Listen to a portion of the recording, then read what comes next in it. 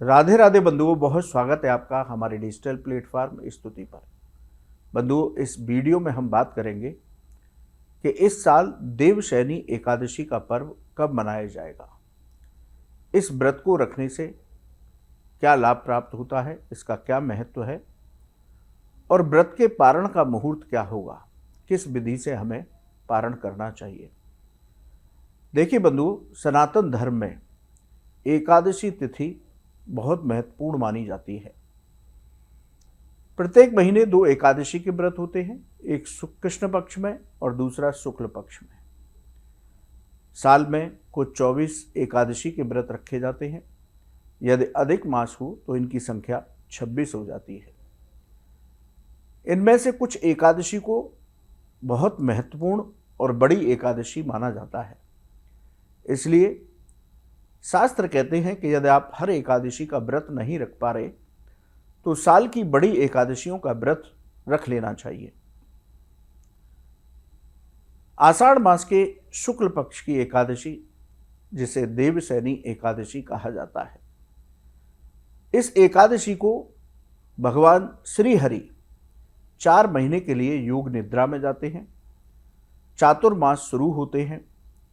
सृष्टि का भार भगवान शिव के हाथों में आ जाता है। सभी शुभ और मांगलिक कार्य 4 महीने के लिए रुक जाते हैं। देवशयनी एकादशी को साल की बड़ी एकादशी में से एक माना जाता है। इस एकादशी का व्रत करने से साधक की सभी मनोकामनाएं पूरी होती हैं। उसके जाने अनजाने में किए हुए सभी पाप कर्म समाप्त हो जाते हैं। 100 राजसूय यज्ञ के समान फल की प्राप्ति होती है। उसके जीवन के सभी कष्ट समाप्त हो जाते हैं। इसलिए धर्माचार्य शास्त्र कहते हैं कि देवशयनी एकादशी का व्रत हर सनातन धर्म के व्यक्ति को रखना चाहिए। यदि बात करें इस साल की तो वैदिक पंचांग के अनुसार आषाढ़ मास के शुक्ल पक्ष की एकादशी तिथि 24 जुलाई को सुबह 9:13 पर शुरू होगी। एकादशी तिथि का समापन 25 जुलाई 2026 को सुबह 11:35 पर होगा। उदया तिथि के अनुसार इस साल देवशयनी एकादशी का व्रत 25 जुलाई 2026 को रखना शुभ होगा। इस साल स्मार्त और वैष्णव दोनों संप्रदाय के लोग 25 जुलाई को देवशयनी एकादशी का व्रत रखें। तो 25 जुलाई को इस साल देवशयनी एकादशी का व्रत रखा जाएगा। यदि व्रत के पारण की मुहूर्त और विधि की बात करें तो 26 जुलाई को पारण होगा। पारण का मुहूर्त सुबह 9:30 तक रहेगा। पारण हमेशा शास्त्र विधि से करना चाहिए, शुभ मुहूर्त में करना चाहिए, तो आपको व्रत का पूरा फल प्राप्त होता है और आपकी मनोकामनाएं पूरी होती हैं। पारण की विधि क्या है कि पारण के दिन सूर्योदय से पहले स्नान करें, भगवान विष्णु की पूजा करें, पूजा के बाद ब्राह्मण को भोजन कराएं या भोजन की सामग्री दान करें। इसके बाद स्वयं तुलसी पत्र और गंगा जल का सेवन करके व्रत का पारण करना चाहिए। ये व्रत का पारण करने की सही विधि है। अब बात करते हैं देवशयनी एकादशी के दिन किस विधि से पूजा करनी चाहिए। बंधुओं, देवशयनी एकादशी बड़ी एकादशी है। इस एकादशी को हर शयनी एकादशी भी कहा जाता है। इस एकादशी के दिन सूर्योदय से पहले स्नान करने के बाद व्रत का संकल्प लें। अपने पूजा स्थान को बहुत अच्छे से साफ करें, गंगा जल छिड़क कर शुद्ध करें, स्वयं भी स्वच्छ और शुद्ध वस्त्र पहनकर के पूजा करें। उत्तर पूर्व दिशा में एक चौकी बिछाएं। चौकी पर भगवान विष्णु के श्री विग्रह की स्थापना करें। शालिग्राम शिला की स्थापना करें। भगवान विष्णु का गंगा जल से अभिषेक करें। शालिग्राम शिला का पंचामृत से अभिषेक करें। अभिषेक करने के बाद चंदन लगाएं, तुलसी पत्र अर्पित करें, सुगंधित फूलों की माला चढ़ाएं, ऋतुफल और दूध से बने पदार्थों का भोग लगाएं। श्रद्धा भक्ति के साथ आरती करें। आरती करने के बाद सबसे पहले एक माला ओम नमो भगवते वासुदेवाय इस मंत्र की जप करें। उसके बाद देवशयनी एकादशी व्रत की कथा को पढ़ें या सुने अवश्य। जब तक आप इस कथा को पढ़ेंगे या सुनेंगे नहीं, तब तक आपको व्रत का पूर्ण फल प्राप्त नहीं होगा।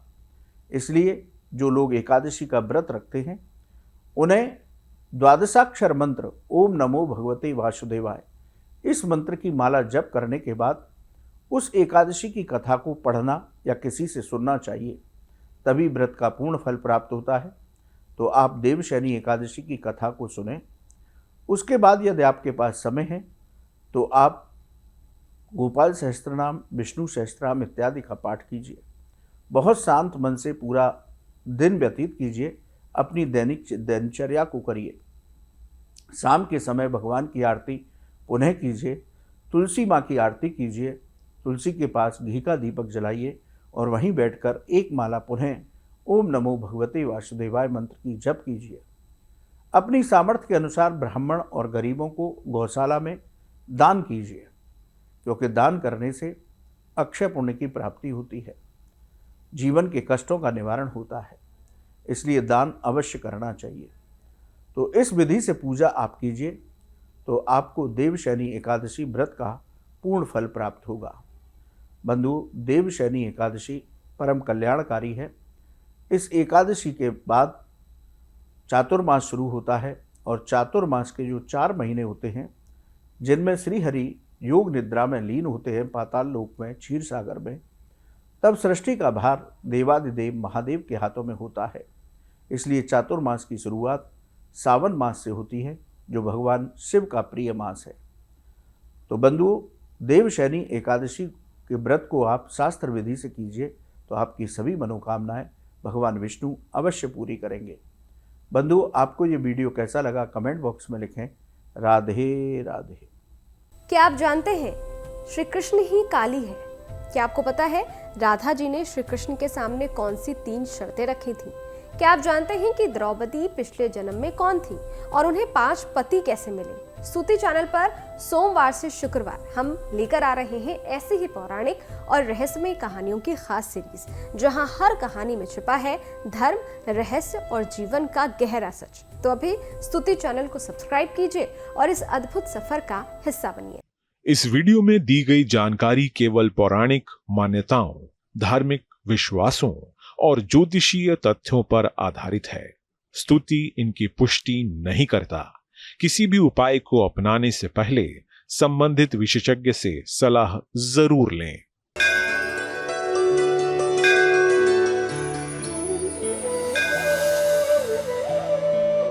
क्या आप जानते हैं श्री कृष्ण ही काली है?